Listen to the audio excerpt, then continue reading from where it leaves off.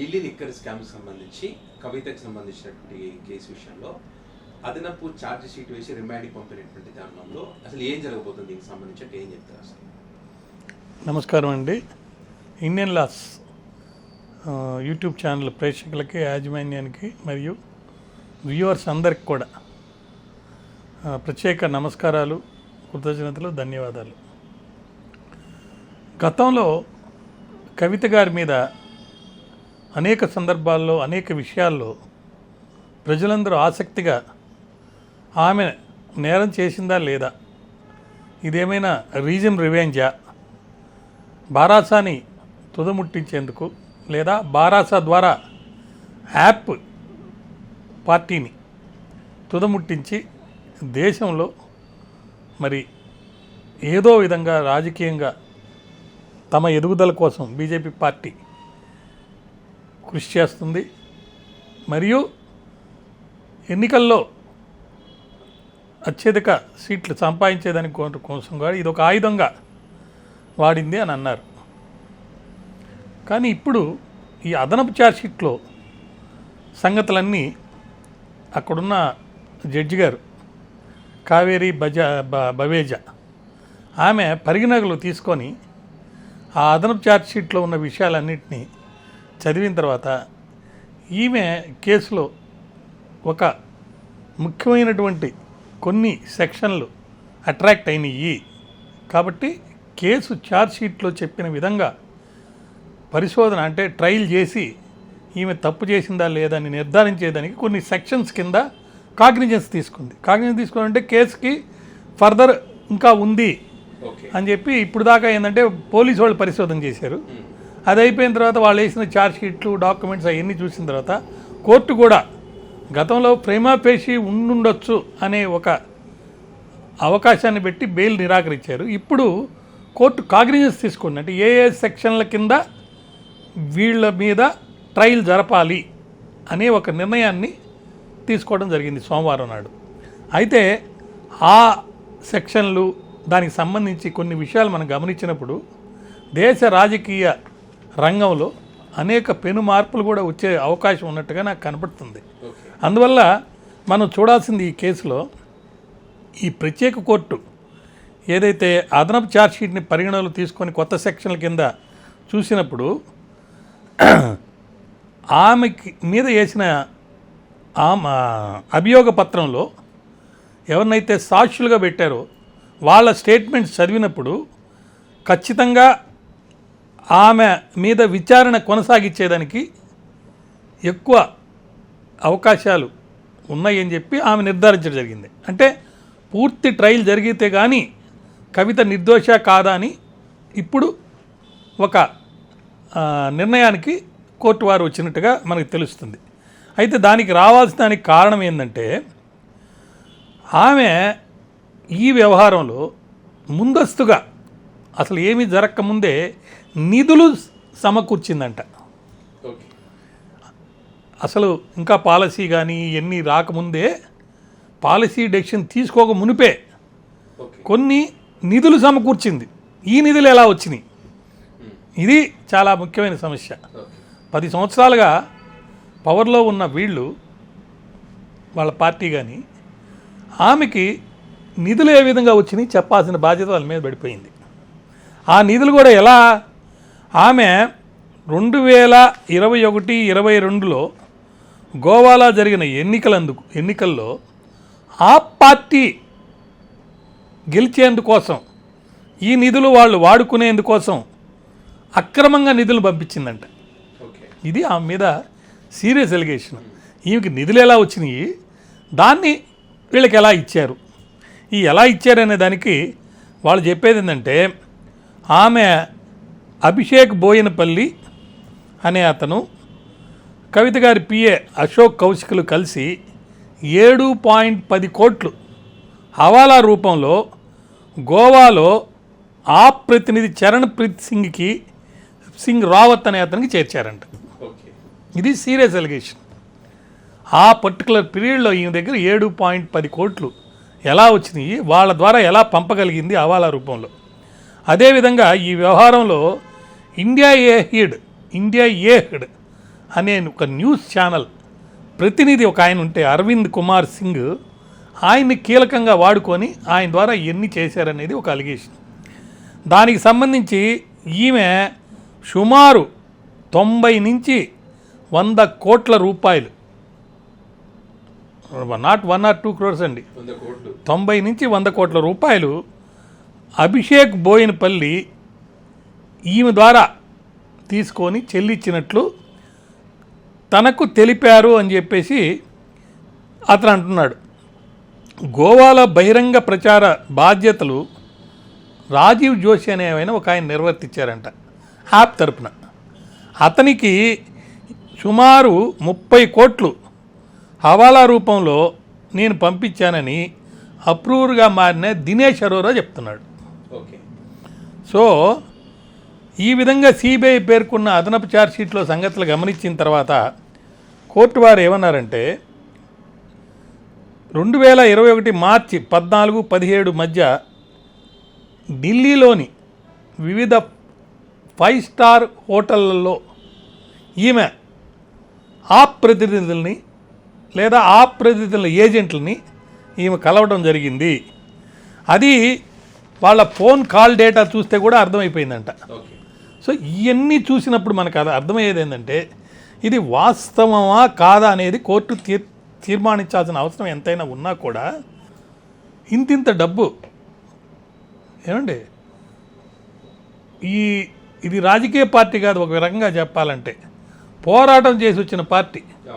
So వీళ్ళకి కార్యకర్తల బాధలు, ప్రజల బాధలు తెలిసి వాళ్ళ కోసం ఒక తెలంగాణను ఏర్పాటు చేయాలనే ఒక పోరాటం జరిగినప్పుడు దాని ద్వారా వచ్చిన పార్టీ కాబట్టి మరి ఇంత డబ్బు వాళ్ళ దగ్గర ఎవరి దగ్గర నుంచి వచ్చింది అనేది చూస్తే ఇంకెవరన్నా దీంట్లో ఉన్నారా, వాళ్ళని కూడా దీంట్లోకి మరి ఈ కేసులోకి ముద్దాయిలుగా వస్తారా, లేదు ఈమె డబ్బేనా ఇది అనేది ఒక చర్చ బాగా జరుగుతుంది. అదేవిధంగా ఈమె యొక్క జ్యుడిషియల్ కస్టడీ కూడా ఎక్స్టెండ్ చేశారండి. ఈమెని డైరెక్ట్గా కాకుండా త్రూ డిజిటల్ కెమెరా రూపంలో ప్రొడ్యూస్ చేస్తే దాని ద్వారా ఈమెని పంపించడం జరిగింది, అంటే రిమాండ్కి. సిసోడి ఆల్రెడీ ఉన్నాడు లోపల. అది ఆయన ఎక్సైజ్ పాలసీ ఏదైతే ఆయన తయారు చేశాడో ఆయన్ని కూడా ఇంకా కొనసాగుతూనే ఉన్నాడు. ఆయన ఫిబ్రవరి 2023లో ఆయన అరెస్ట్ అయ్యాడండి.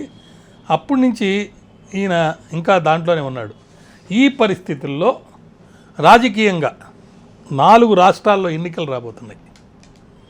ముఖ్యంగా ఢిల్లీలో, ఆ ఢిల్లీలో ఎలక్షన్స్లో కవిత మీద పెట్టినటువంటి అలిగేషన్స్ చూపించి ఏదో విధంగా ఢిల్లీలో, హిమాచల్ ప్రదేశ్లో కూడా ఈ యాప్ పార్టీ అనేదాన్ని ఎన్నికల్లో గెలవకుండా చేయాలనేది వాళ్ళ యొక్క ముఖ్య ఉద్దేశం.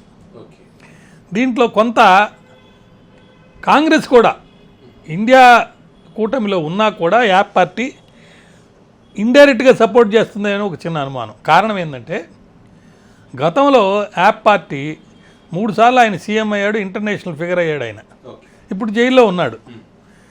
అతను ఎలా వచ్చాడు? కాంగ్రెస్ పార్టీని తొక్కేసి వచ్చాడు. ఇప్పుడు ఇది బీజేపీ దీన్ని అడ్వాంటేజ్గా తీసుకొని వెళ్ళాలని చూస్తుంది. కానీ మొన్న ఎలక్షన్స్లో, ఇది ఇండియా కూటమి ఎలక్షన్స్, మన పార్లమెంట్ ఎలక్షన్స్లో ఇండియా కూటమిలో ఈయన కూడా భాగస్వామి అయ్యి ఇద్దరు కలిసి నిలబడితే గెలవలేదు, ఒక్క సీటు కూడా రాలేదు. ఇప్పుడు బహుశా ఈ 2 కలిసి కాకుండా విడిగా నిలబడతారేమో, అట్లీస్ట్ హిమాచల్ ప్రదేశ్లో విడిగా నిలబడతారేమో. ఎందుకంటే హిమాచల్ ప్రదేశ్లో ఫెయిర్ ఛాన్సెస్ కాంగ్రెస్కి ఉన్నాయి. అక్కడ యాప్ పార్టీ నిలబడాలని ప్రయత్నం చేస్తున్నా కూడా వాళ్ళ యొక్క సహకారం లేకపోతే వాళ్ళతో కూటమి గట్టి నిలబడతారనే నమ్మకం నాకు లేదు. ఈ పరిస్థితుల్లో ఇది కేవలం కవిత మీద ఛార్జ్షీట్ అనుకుంటే లాభం లేదండి. దీని ద్వారా గోవాలో జరిగిన ఎన్నికలు ఎవరు అక్కడ యాప్ పార్టీని దెబ్బ కొట్టేదానికి కవితని ఈ విధంగా వాడుకుంటున్నారు. దీనివల్ల మరి బీఆర్ఎస్ పార్టీలో కూడా చీలికలు వస్తాయేమో అని నాకు ఒక అనుమానం. కారణం ఏంటంటే కవిత తొందరగా బయటికి రావాలంటే, ఆమె మీద కేసు లేకుండా చేయాలంటే, లేదా ఉన్నా కానీ ఆమె బయటికి రావాలంటే బీజేపీ యొక్క సహకారము బీఆర్ఎస్కి అవసరం కదా. మరి వాళ్ళ మీద ప్రెజర్ పెట్టి ఈవెన్ బయటికి ఏమైనా తీసుకొచ్చే ప్రయత్నం చేస్తున్నారంటే లేదు అని కనిపిస్తుంది. అలాంటప్పుడు ఒక పక్క 10 మంది ఎమ్మెల్యేలు వెళ్ళిపోయారు సుమారు, ఇంకా కూడా వెళ్తున్నారనిపిస్తుంది. హరీష్ రావు గారే మరి బీజేపీ పార్టీలోకి వెళ్తారనే ఒక వాదన కూడా వస్తుంది. ఈ మధ్య ఆయన హరీష్ రావు ఆమెను కలిసి కూడా రావడం జరిగింది. హరీష్ రావు చాలా మంచోడని బండి సంజయ్ చెప్తున్నాడు. ఆయన ఏమంటాడంటే మీరు వచ్చినా మళ్ళీ ఎన్నికల్లో నిలబడి గెలవాలి అట్లా రావాలని అంటున్నా కానీ ఇండైరెక్ట్గా హరీష్ రావుని ఇటు పిలుస్తున్నావాడు అని అనిపిస్తుంది. సో కవితను తొందరగా బయటికి తీసుకురావాలిపోయిన ఒక వర్గం, అది కుటుంబీకులు కావచ్చు ఎవరైనా కానీ, కవిత అక్కడే ఉండి ఒక ఆయుధంగా బీజేపీకి వాడబడి యాప్ పార్టీని అంతం చేసి ఈ ఎలక్షన్లు అయిపోయిన తర్వాత ఆమెను తీసుకొద్దాం ఎట్లా లోపల ఉంది కదా అనే ఒక వర్గం, 2 వర్గాలుగా ఏమన్నా ఉన్నారేమో అని చెప్పి ప్రజల్లో ఒక విపరీతమైనటువంటి అనుమానం అనేది వస్తుంది. అందులో ముఖ్యంగా ఇప్పుడు మనం చూస్తే 10 మంది ఎమ్మెల్యేస్ వెళ్ళిపోతుంటే ఇది స్పీకర్కి కంప్లైంట్ ఇవ్వటం, ఆ స్పీకర్ గారు దాని మీద చర్య తీసుకుపోవటం, తదనంతరం దాని గురించి హైకోర్టులో కొట్లాడేదానికి ఒక పెద్ద యుద్ధం అక్కడ హైకోర్టులో జరుగుతుంది. నిన్న ఒక సందర్భంలో కోర్టు వారు కూడా ఏమన్నారంటే స్పీకర్కు కోర్టులు ఇగో ఈ తారీఖు లోపల నేను నిర్ణయం చెప్పు అని గడువు మేము విధించలేము అని చెప్పి చెప్పడం జరిగింది. అది హైకోర్టు, తెలంగాణ హైకోర్టు. గతంలో ఇలాంటి పరిస్థితుల్లో మహారాష్ట్రలో సుప్రీంకోర్టు వారు ఏమన్నారంటే చూసి ఇక వీలు కావడం లేదు, 3 months లోపల మీరు చెప్పండి మీ నిర్ణయం అని చెప్పి చెప్పడం జరిగింది. సరే, ఆ విధంగా కంప్లై చేశారు, సుప్రీంకోర్టు ఆర్డర్ని నిర్ణయం చెప్పడం జరిగింది. దాని తదనంతరం మళ్ళీ అనేక చర్యలు తీసుకున్నారు. ఇక్కడ ఏం జరుగుతుందంటే గురువారం నాడు honourable justice B Vijaysen Reddy గారు తమ యొక్క అబ్జర్వేషన్లో మీరు అడిగినట్లు నేను స్పీకర్కి ఎటువంటి డైరెక్షన్ ఇవ్వలేను, అయితే 22వ తారీఖు అంటే నిన్నటికి వాయిదా వేయడం జరిగింది, మళ్ళీ నిన్నటి నుంచి మళ్ళీ వాయిదా పడింది.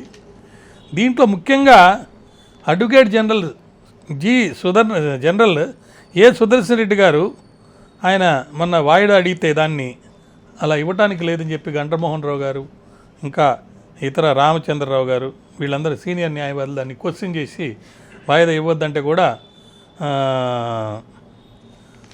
అబ్జర్వేషన్ చేస్తూ త్వరగా ఎప్పుడు లోపల మీరు దీన్ని ఆర్గ్యుమెంట్ కంప్లీట్ చేస్తారని చెప్పి వాయిదా వేశారు.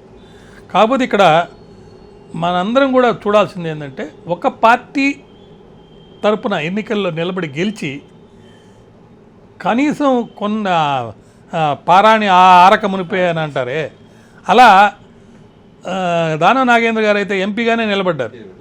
దానివల్ల అసలు ప్రజలకి రాజకీయాలంటే ఒక చీత్కారం, ఇట్లా కూడా ఉంటుందా అనే ఒక భావన వచ్చిన ఈ సందర్భంలో మరి కోర్టుల్లో వేసినప్పుడు కోర్టులు స్పీకర్కి అయితే వినతులు ఇచ్చారో నిర్ణయం తీసుకోవాల్సింది స్పీకరు.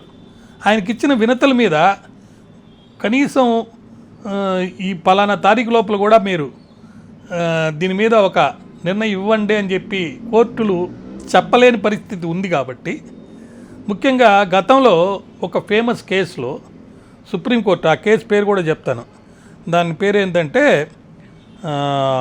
కేహోటో హలో హన్. ఈ కేసులో స్పీకర్కు పలానా టైం లోపల మీరు నిర్ణయం చెప్పని ఇచ్చే గడువు మరి కోర్టుకి లేదు అని చెప్పి సుప్రీంకోర్టు వారు ఇచ్చిన అబ్జర్వేషన్ని బేస్ చేసుకొని వాదించారనమాట. అదేవిధంగా స్పీకర్ని కంట్రోల్ చేస్తూ వెళ్ళంతా ఆయన హెడ్గా జరుగుతుంది కాబట్టి మీరు ఒక తీర్పు ఇవ్వండి, లేకపోతే ఇలా ఇవ్వండి అలా ఇవ్వండి అని చెప్పేదానికి లేదని చెప్పి పిటిషనర్స్ చెప్పిన వాదనలకి భిన్నంగా మరి గవర్నమెంట్ తరపున వాదిస్తున్నారు. పిటిషనర్లు ఏమంటున్నారంటే ఇది చాలా అన్యాయము, ఇలాగన కొనసాగితే రాజకీయాల్లోకి ఎవరు రాలేరు కాబట్టి వాళ్ళకి మళ్ళీ స్వెల్ అయ్యి ఈ 10 మంది 23 మంది 2/3 దాకా పెరిగేదాకా ఇలా పెట్టి దాని తర్వాత 2/3గా అయ్యారు కాబట్టి వాళ్ళని అది split not a individual person changing the party అనే దానికి లేకుండా అలా చేయాలని ఉన్నారని చెప్పేసి ఒక వాదన ఉంది. కాబట్టి ప్రజలందరూ కోరుకునేది ఏంటంటే ఇటు కవిత గారి కరప్షన్ అలిగేషను, దాని ద్వారా రెండుగా పార్టీలుగా మారిపోయే పరిస్థితి వస్తుంది, రెండుగా విడిపోయే పరిస్థితి వస్తుంది అనేది ఒకటి. రెండోది ఈ ఎమ్మెల్యేలు వెళ్ళిపోవటం, దీంట్లో కనుక ఒక తీర్పు వచ్చేసింది అనుకోండి, ఏదో ఒక విధంగా ఎమ్మెల్యేస్ కనుక డిస్క్వాలిఫై అయితే కొంతమంది, మిగతా వాళ్ళు వెళ్ళరు. దానివల్ల పార్టీ బలోపేతం అయ్యే అవకాశం ఉంది. అందువల్ల కేటీఆర్ గారు కానీ ఇంకా ఇతరులు కానీ వాళ్ళు చెప్పింది ఏంటంటే, మేము ఇట్లా ప్రజలకి వీళ్ళు భయపడటం లేదు కాబట్టి కోర్టు ద్వారా తగిన న్యాయాన్ని త్వరితగతిన మేము పొంది ఈ ఎమ్మెల్యేలు అయితే ఎవరైతే వెళ్ళారో వాళ్ళందరినీ డిస్క్వాలిఫై చేయించి మళ్ళీ ప్రజల్లోకి ఎన్నికలు తీసుకొచ్చి అక్కడ నిలబడి మేము ప్రజాక్షేత్రంలో మేము గెలుస్తామని అంటున్నారు. కాబట్టి కవిత మీద అలిగేషన్స్ కానీ, ఈ ట్రాన్స్ఫర్ ఆఫ్ పార్టీలు మారే వీళ్ళ మీద చర్యలు కానీ, ఇవి రెండు కూడా సిగ్నిఫికెంట్గా నేషనల్ లెవెల్లో ఇండైరెక్ట్గా లేదా డైరెక్ట్గా ఎఫెక్ట్ అనేది రాబోయే ఎన్నికల్లో ఉంటుందని నా భావన. నమస్కారం.